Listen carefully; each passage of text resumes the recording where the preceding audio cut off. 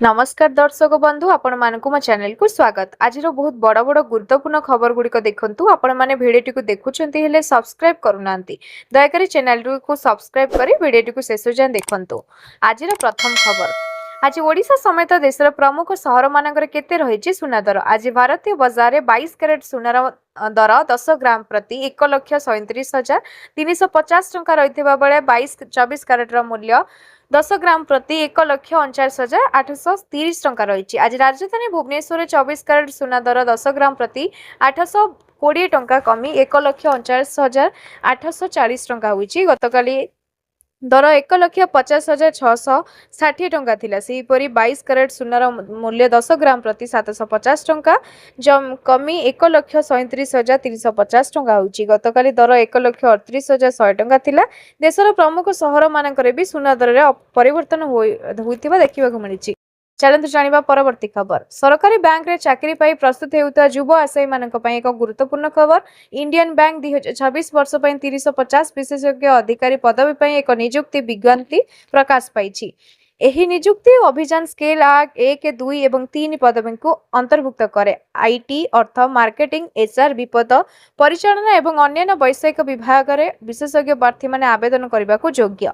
ए पदवी पई आवेदन करबा को हेले प्रार्थी माने एक स्वीकृति प्राप्त विश्वविद्यालय स्नातक डिग्री धारण करथिबा आवश्यक। या सहित संपृक्त क्षेत्र रे एक वृत्तिगत डिग्री किंबा प्रशासनिक कार्य अभिज्ञता एक बाध्यतामूलक आवश्यकता। चलନ୍ତୁ जानिबा परवर्ती खबर।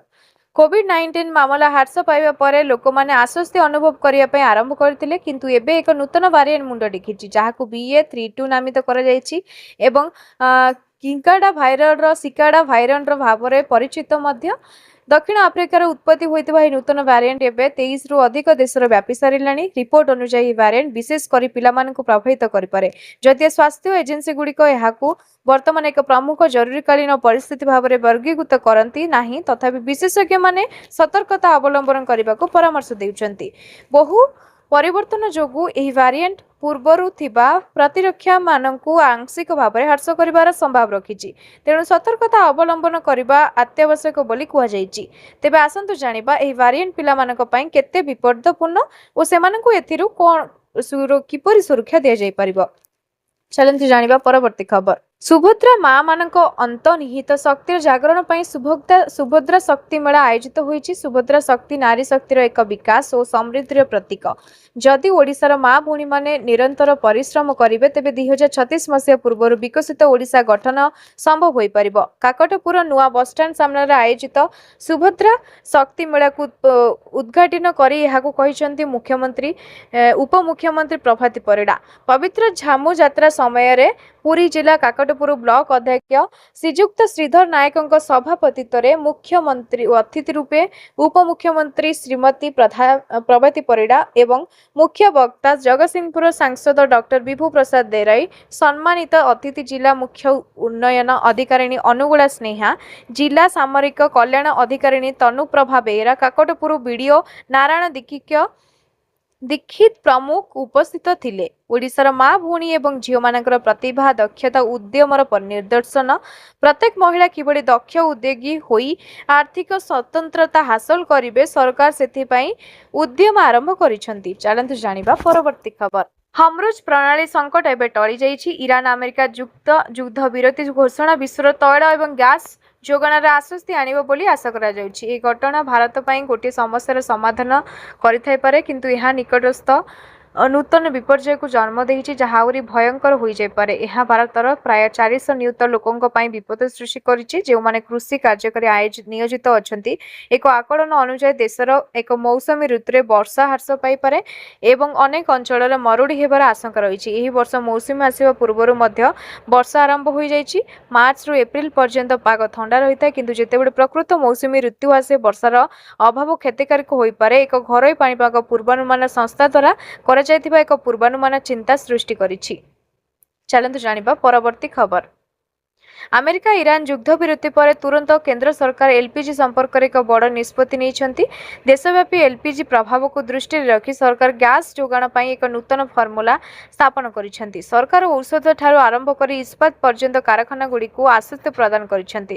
ଶିଳ୍ପ କ୍ଷେତ୍ରରେ ବଲ୍ବରେ ଏଲପିଜି ଯୋଗାଣ ପାଇଁ ନୂତନ ଶର୍ତ୍ତାବଳୀ ସ୍ଥାପନ କରାଯାଇଛି। ରାଜ୍ୟଗୁଡ଼ିକୁ ପ୍ୟାକେଜ ହୋଇଥିବା ଅଣଘରୋଇ ଏଲପିଜିର 70%ରୁ ପୂର୍ବରୁ ଆବଣ୍ଟିତ କରାଯାଇଛି। ଏଥିରେ ଯେଉଁ ରାଜ୍ୟଗୁଡ଼ିକ ପିଏନଜି ସମ୍ପର୍କିତ ନିର୍ଦ୍ଧାରିତ ସଂସ୍କାର ଯଥା ପାଇପ୍ ପ୍ରାକୃତିକ ଗ୍ୟାସ୍ କାର୍ଯ୍ୟକାରୀ କରିବେ ସେମାନଙ୍କୁ 10% ଅତିରିକ୍ତ କୋଟା ଦିଆଯିବ। ଅର୍ଥାତ୍ ଯେଉଁ ରାଜ୍ୟଗୁଡ଼ିକ ପିଏନଜି ଭିତ୍ତିଭୂମିର ବିସ୍ତାର କରିପାରିବେ ସେମାନଙ୍କୁ ଅଧିକ ଗ୍ୟାସ୍ ମିଳିବ। ଚାଲନ୍ତୁ ଜାଣିବା ପରବର୍ତ୍ତୀ ଖବର। ଆମେରିକା ଇରାନ ମଧ୍ୟରେ ଯୁଦ୍ଧ ବିରତି ଚୁକ୍ତିନାମା ନେଇ କଂଗ୍ରେସ ପକ୍ଷରୁ ପ୍ରଥମ ପ୍ରତିକ୍ରିୟା ପ୍ରକାଶ ପାଇଛି। Congress MC Jairam Ramesh social media ପ୍ଲାଟଫର୍ମରେ ଏକ୍ସରେ ଏକ ପୋଷ୍ଟ କରିଛନ୍ତି ଯେ ସେ ଲେଖିଛନ୍ତି ଆମେରିକା ଇସ୍ରାଏଲ ଏବଂ ଇରାନ ମଧ୍ୟରେ 2 ସପ୍ତାହର ଯୁଦ୍ଧ ବିରତିକୁ ବିଶ୍ୱ ସତର୍କତାର ସହିତ ସ୍ୱାଗତ କରିବ। ଯୁଦ୍ଧ ବିରତିରେ ପାକିସ୍ତାନର ଭୂମିକାକୁ ଉଲ୍ଲେଖ କରି ମୋଦି ସରକାରଙ୍କୁ ଟାର୍ଗେଟ କରି କହିଛନ୍ତି ରମେଶ। ସେ ଲେଖିଛନ୍ତି ଯୁଦ୍ଧ ବିରତିରେ ମଧ୍ୟସ୍ଥତା କରିବାର ପାକିସ୍ତାନର ଭୂମିକା ପ୍ରଧାନମନ୍ତ୍ରୀ ମୋଦିଙ୍କ ବ୍ୟକ୍ତିଗତ କୂଟନୀତିର ସାର ଏବଂ ଶୈଳୀ ପାଇଁ ଏକ ଶକ୍ତ ଆଘାତ। ଜମ୍ମୁ ଏବଂ କାଶ୍ମୀରରେ ଆତଙ୍କବାଦୀଙ୍କୁ କ୍ରମାଗତ ସମର୍ଥନ ପାଇଁ ପାକିସ୍ତାନକୁ ଅଲଗା କରିବା ଏବଂ ବିଶ୍ୱକୁ ଏହା ଏକ ବିଫଳ ରାଷ୍ଟ୍ର ବୋଲି ବିଶ୍ୱାସ କରାଇବା ନୀତି ସ୍ପଷ୍ଟ ଭାବରେ ସଫଳ ହୋଇନାହିଁ। ସେହିପରି ଡକ୍ଟର ମନମୋହନ ସିଂ ମୁମ୍ବାଇର ଆତଙ୍କବାଦୀ ଆକ୍ରମଣ ପରେ ହାସଲ କରିଥିଲେ। ଫେବୃଆରୀ 28ରେ ଇରାନ ଶାସନର ସର୍ବୋଚ୍ଚ ପଦାଧିକାରୀଙ୍କ ଲକ୍ଷ୍ୟଭୁକ୍ତ ତଥା ସହିତ ଏହି ସଂଘର୍ଷ ଆରମ୍ଭ ହୋଇଥିଲା। ପ୍ରଧାନମନ୍ତ୍ରୀ ମୋଦି ତାଙ୍କର ବହୁ ଚର୍ଚ୍ଚିତ ଇସ୍ରାଏଲ ଗସ୍ତ ସମାପ୍ତ କରିବାର ମାତ୍ର 2 ଦିନ ପରେ ଏହା ଆରମ୍ଭ ହୋଇଥିଲା। ଚାଲନ୍ତୁ ଜାଣିବା ପରବର୍ତ୍ତୀ ଖବର। ପ୍ରତ୍ୟେକ ବ୍ୟକ୍ତି ସର୍ବଦା ଭବିଷ୍ୟତ ପାଇଁ ସେମାନଙ୍କର କଷ୍ଟ ଅର୍ଜିତ ଆୟର ଏକ ଅଂଶ ଅଲଗା ରଖନ୍ତି, କିନ୍ତୁ ବର୍ଦ୍ଧିତ ମୁଦ୍ରାସ୍ଫୀତିର ଏହି ଯୁଗରେ କେବଳ ଟଙ୍କା ସଞ୍ଚୟ କରିବା ଯଥେଷ୍ଟ ନୁହେଁ। ସେହି ଟଙ୍କାକୁ ସଠିକ୍ ଏବଂ ସୁରକ୍ଷିତ ରାସ୍ତାରେ ନିବେଶ କରିବା ମଧ୍ୟ ସମାନ ଭାବରେ ଗୁରୁତ୍ୱପୂର୍ଣ୍ଣ। ଏହି ଆବଶ୍ୟକତା ପୂରଣ କରିବା ପାଇଁ ପୋଷ୍ଟ ଅଫିସର କ୍ଷୁଦ୍ର ସଞ୍ଚୟ ଯୋଜନାଗୁଡ଼ିକ ଏକ ଉତ୍କୃଷ୍ଟ ବିକଳ୍ପ ପ୍ରମାଣିତ ହୁଏ। ସରକାରୀ ଗ୍ୟାରେଣ୍ଟି ଦ୍ୱାରା ସମର୍ଥିତ ଏହି ଯୋଜନାଗୁଡ଼ିକ ପ୍ରଭାବଶୀଳ ରିଟର୍ଣ୍ଣ ପ୍ରଦାନ କରିବା ସହିତ ଶୂନ୍ୟ ବିପଦ ବହନ କରେ। ଏପରି ଏକ ଯୋଜନା ହେଉଛି ପୋଷ୍ଟ ଅଫିସ ରିକରିଂ ଡିପୋଜିଟ୍, ଯାହା କେବଳ କିଛି ବର୍ଷ ମଧ୍ୟରେ ଆପଣଙ୍କର ଛୋଟ ଦୈନିକ ସଞ୍ଚୟକୁ ଏକ ଯଥେଷ୍ଟ କର୍ପୋରେସନରେ ପରିଣତ କରିପାରିବ। ଚାଲନ୍ତୁ ଜାଣିବା ପରବର୍ତ୍ତୀ ଖବର। ପଶ୍ଚିମବଙ୍ଗ ମୁଖ୍ୟମନ୍ତ୍ରୀ ଏବଂ ତୃଣମୂଳ କଂଗ୍ରେସ ସୁପ୍ରିମୋ ମମତା ବାନାର୍ଜୀ 8 ଏପ୍ରିଲ 2024ରେ ଭବାନୀପୁରର ବିଧାନସଭା ଆସନ ପାଇଁ ତାଙ୍କର ନାମାଙ୍କନ ଦାଖଲ କରିଥିଲେ। ଗଣମାଧ୍ୟମ ସହିତ ଆଲୋଚନା ସମୟରେ ସେ ବଙ୍ଗଳା ନିର୍ବାଚନ ପାଇଁ ଅନେକ ଗୁରୁତ୍ୱପୂର୍ଣ୍ଣ ମନ୍ତବ୍ୟ ଦେଇଥିଲେ। ବାନାର୍ଜୀ କହିଥିଲେ ଯେ ବର୍ଷକୁ 365 ଦିନ ଏଠାରେ ରୁହନ୍ତି ଏବଂ ଏହା ତାଙ୍କର କର୍ମଭୂମି। ସେ ଭବାନୀପୁରର ଲୋକମାନଙ୍କୁ ତାଙ୍କର ହୃଦୟର ସହିତ ଶୁଭେଚ୍ଛା ଜଣାଇଲେ ଏବଂ ସମସ୍ତ 294 ନିର୍ବାଚନ ମଣ୍ଡଳୀରେ ଦଳୀୟ ପ୍ରାର୍ଥୀଙ୍କୁ ଭୋଟ ଦେବାକୁ ଅନୁରୋଧ କଲେ। ସେ ଆତ୍ମବିଶ୍ୱାସର ସହିତ କହିଥିଲେ ଯେ ତୃଣମୂଳ କଂଗ୍ରେସ ପୁଣି ଥରେ ସରକାର ଗଠନ କରିବ ଏବଂ ବିଜେପି ତାର ମିଶନରେ ବିଫଳ ହେବ। ନାମାଙ୍କନ ଦାଖଲ କରିବା ପରେ ସେ ସାର ଉପରେ ଆକ୍ରମଣ କରିଥିଲେ। ସେ କହିଥିଲେ ଭୋଟର ତାଲିକାରୁ ଏବେ ଲୋକଙ୍କ ନାମ ବାଦ ଦିଆଯାଇଥିବାରୁ ମୁଁ ଗଭୀର ଦୁଃଖିତ। 12 ନିୟୁତ ଭୋଟରଙ୍କ ମଧ୍ୟରୁ କେବଳ 3.2 ନିୟୁତ ନାମ ବାକି ଅଛି। ଚାଲନ୍ତୁ ଜାଣିବା ପରବର୍ତ୍ତୀ ଖବର। ଅନ୍ତର୍ଜାତୀୟ ବଜାରରେ ଅଶୋଧିତ ତୈଳ ଦର ହ୍ରାସ ଉପରେ ସେୟାର ମାର୍କେଟର ଚମକ ଦେଖିବାକୁ ମିଳିଛି। ବୁଧବାର ଭୁବନେଶ୍ୱରରେ ସୁନା ମହଙ୍ଗା ହୋଇଛି। ମାର୍କେଟ ଖୋଲୁ ଖୋଲୁ ସେନ୍ସେକ୍ସର 2500 ପଏଣ୍ଟ, ନିଫ୍ଟି 750 ପଏଣ୍ଟ ଉପରେ କାରବାର ଆରମ୍ଭ କରିଛି। ଏହାର ଭିତରେ auto sector, banking, metal, media ସେକ୍ଟରରେ ଉତ୍ପାତ ଦେଖିବାକୁ ମିଳିଛି।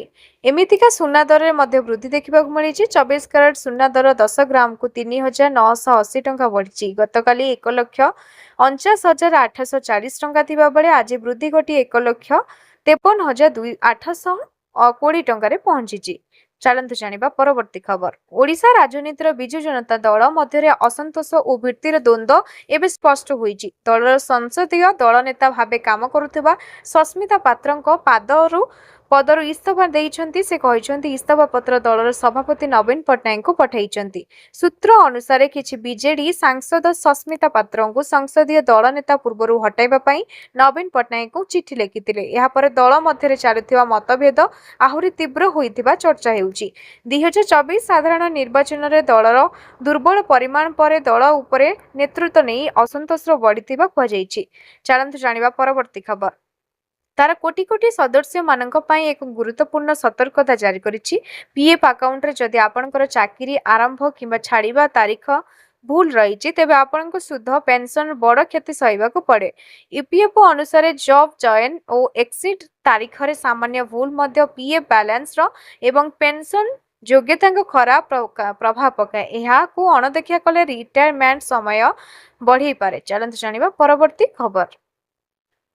ସମ୍ପ୍ରତି ସମଗ୍ର ଦେଶର ଟେଲିକମ୍ କମ୍ପାନୀଗୁଡ଼ିକ ମଧ୍ୟରେ ଦ୍ୱାରା ପୂର୍ଣ୍ଣ 30 ଦିନର ବୈଧତା ପ୍ରଦାନ କରୁଥିବା ଯୋଜନା ପ୍ରଚଳନ କରିବା ନେଇ ଏକ ଆଲୋଚନା ଜୋର ଧରିଛି। ଏହି ବର୍ଦ୍ଧିତ ଚାହିଦା ମଧ୍ୟରେ ରିଲାଏନ୍ସ ଜିଓ ଏବଂ ନୂତନ ସୁଲଭ ଯୋଜନା ଉନ୍ମୋଚନ କରିଛି ଯାହା 30 ଦିନର ବୈଧତା ଅବଧି ସହିତ ଆସିଥାଏ।